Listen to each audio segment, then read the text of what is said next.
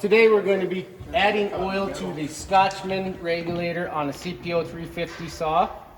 The first thing we are going to do is either disconnect our air hose or just simply slide this air valve down, and that will dump air to the regulator.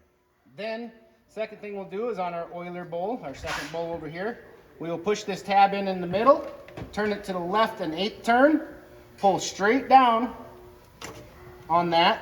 It's just got an O-ring holding it in there. Pull straight down on that. Fill that with air tool oil till it comes up.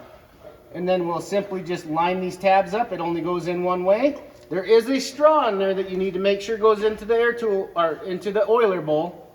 And then you slide it up, push, 1/8 turn, clicks in, reapply your air, check for leaks. Should be good to go.